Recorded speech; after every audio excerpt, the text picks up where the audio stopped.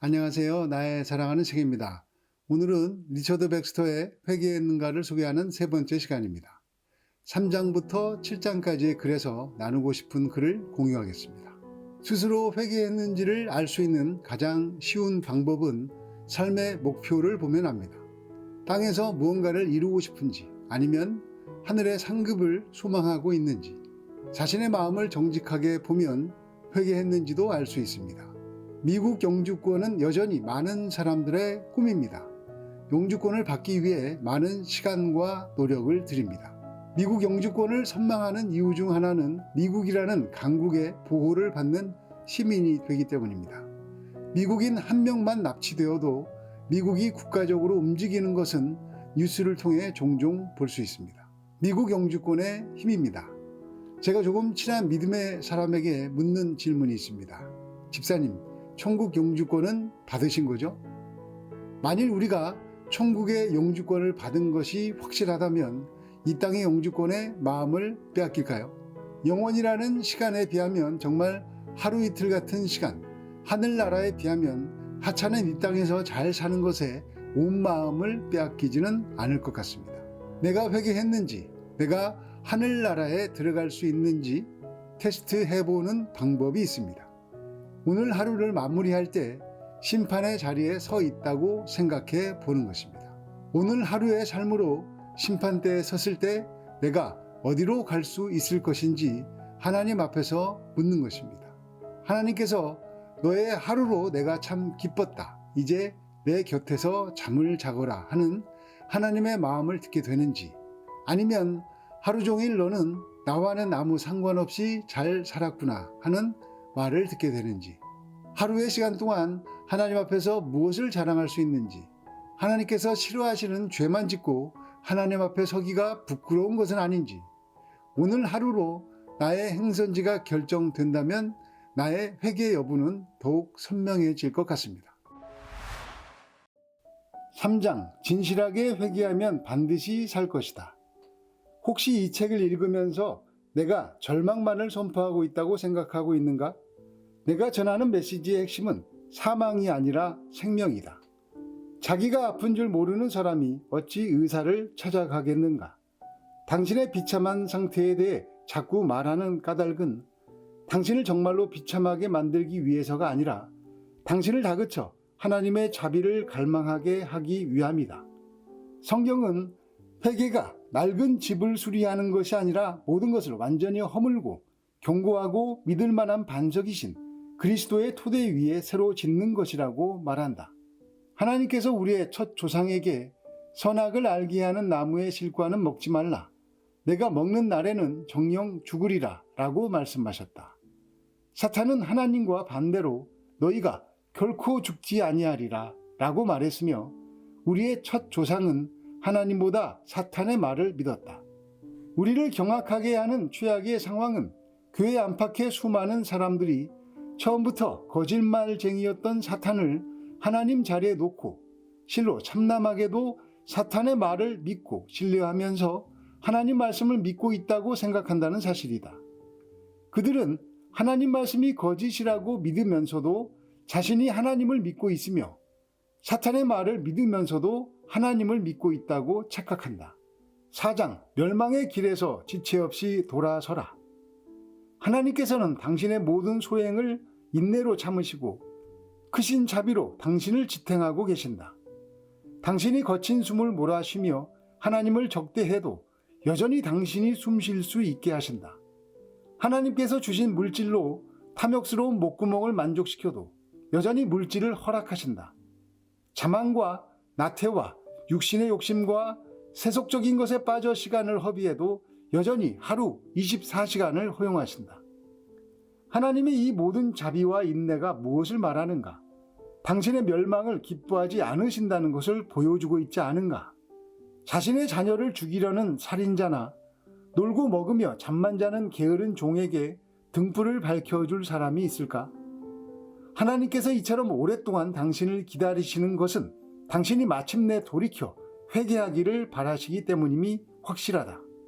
요한복음 3장 16절은 하나님이 세상을 이처럼 사랑하사 독생자를 주셨으니 이는 저를 믿는 자마다 멸망치 않고 영생을 얻게 하려 하심이니라 라고 말한다.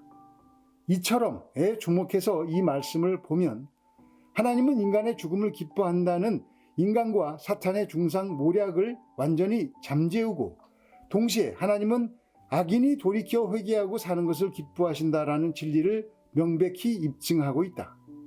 5장 하나님께서 회개를 기뻐하신다는 것을 맹세로 확증하셨다. 세상을 쫓아 사는 사람들은 여전히 세상을 쫓아 살고 교회 안에 있지만 실상은 교회 밖에 있는 자로서 살아갑니다.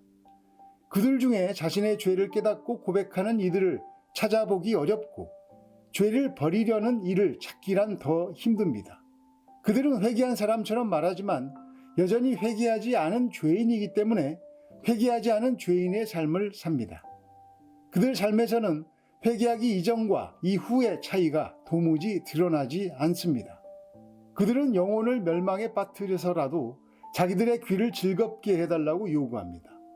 자기들이 어떤 성도보다도 더 신실한 신앙생활을 하고 있다고 생각합니다. 자기들 생각이 옳다는 망상에 사로잡혀 있기 때문에 그것을 거스르는 하나님 말씀에 광분합니다.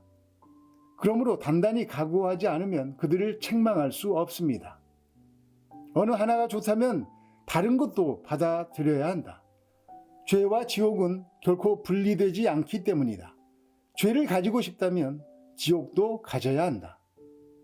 6장 하나님께서는 당신에게 회개를 거듭 촉구하신다.